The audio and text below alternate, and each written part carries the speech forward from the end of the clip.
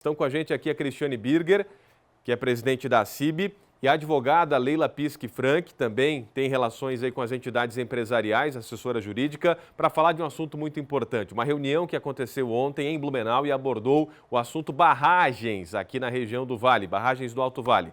Obrigado, presidente. Leila também. Obrigada. Então, o que foi conversado nessa reunião? Gostaria de perguntar para as senhoras e decisões aí sobre as nossas barragens. Bem-vindas, boa tarde. Obrigada, boa tarde a todos que estão nos assistindo agora. A questão das barragens é uma matéria muito importante e sempre falada muito pela associação. Eu gostaria antes só de tornar público que nós, ano passado, juntamos todas as regiões do Vale e formamos o Comitê de Águas através da FACISC. A FACISC é a Federação das Associações do Vale, hoje comporta 41.596 empresas, são 149 associações. Então, nós estamos juntos tratando desse tema. A título de informação, ano passado, 638 habitações sofreram com as enchentes, os prejuízos econômicos públicos de 58 milhões e 1,6 bilhão de danos materiais. É um assunto, então, que a gente precisa tratar com muito cuidado, com muito carinho. E somos uma região muito empreendedora e que gera 32 bilhões de tributos anos no Vale. E tem que ter esse retorno nesse investimento nas barragens, né? É o que a gente luta, é o que a gente trabalha para que nós tenhamos esse retorno, né? Para que as nossas empresas não sofram mais prejuízos ainda, tal quanto aconteceu ano passado, além de toda a população que eu já comentei. E sobre a reunião de ontem, foi bastante importante.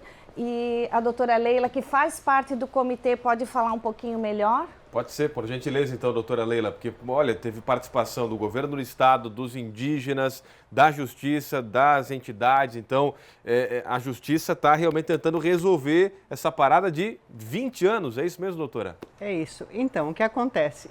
Há duas ações que tramitam na Justiça Federal para o cumprimento de duas sentenças. Ou seja, o Estado de Santa Catarina e a União Federal já têm a obrigação de realizar essas ações. Uma das ações propostas em 1997 obriga o Estado de Santa Catarina e a União a realizar melhorias e a manutenção nas barragens de José Boatê, Taió e Ituporanga. Outra ação proposta pelos indígenas em 2003 determina que o Estado de Santa Catarina e a União realizem obras nas aldeias representadas pela mitigação dos prejuízos que eles tiveram com a realização da usina de José Boatê. E o que acontece? Havia um grande imbróglio, isso é notório, público, os indígenas, esperando 20 anos pela realização das obras, impediam a manutenção da usina da barragem de José Boatê. Por outro lado, o Estado não podia realizar o trabalho. Então, nessa situação, são duas ações que tramitam independentemente na Justiça Federal. Com o auxílio e apoio da Procuradoria-Geral do Estado, foi possível, pela CIB, foi requerida a realização de uma audiência conjunta dos dois processos, por isso a reunião de ontem foi muito importante, a audiência de ontem foi muito importante. O juiz doutor Leandro conduziu a audiência de forma brilhante, e nessa audiência foram determinadas ações efetivas. O magistrado concedeu prazo específico para que os indígenas apresentem quais são as medidas necessárias para que o Estado realize e eles possam efetivamente autorizar a manutenção nas barragens. O Estado de Santa Catarina foi intimado a apresentar quais são as ações hoje que estão em trâmite em relação a Taió, Ituporanga e José Boatê. A Secretaria de Assistência Social do Estado de Santa Catarina está fazendo uma atuação bastante presente em relação aos indígenas para mitigar e relacionar tudo isso. E nesse sentido, a gente sentiu que todos os envolvidos, Ministério Público, os que defendem os indígenas, enfim, todos estavam bastante interessados em resolver o caso. E apenas para dar um exemplo, a gente sentiu que havia uma falta de comunicação entre as entidades obrigadas a cumprir essas sentenças, como, por exemplo, o Estado de Santa Catarina fez toda a licitação de uma das obras e falta agora a licença do IBAMA. E essa situação, como bem colocou o magistrado, ele já poderia ter resolvido determinando um prazo para que o IBAMA libere essa licença.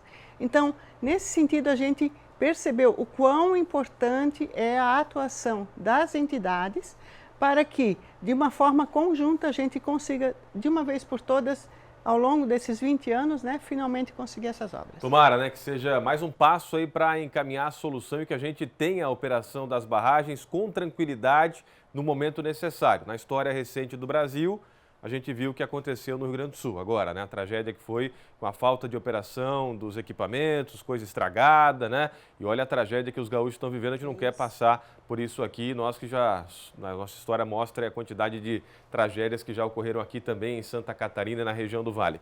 E apenas para complementar, claro, para finalizar, exatamente esse foi o ponto mais destacado pelo magistrado Dr. Leandro. Não adianta, na hora que aconteceu o evento, a catástrofe, todos peticionarem pedindo isso ou aquilo dentro do processo. Precisamos agir de forma preventiva. Agora, quando não tem enchente, né? Exato. Presidente, obrigado pela participação aqui ao vivo. Agradeço obrigado também à advogada Leila. Abertura. Sucesso aí, né, nos obrigado. encaminhamentos das associações empresariais, a FACISC e também a CIB.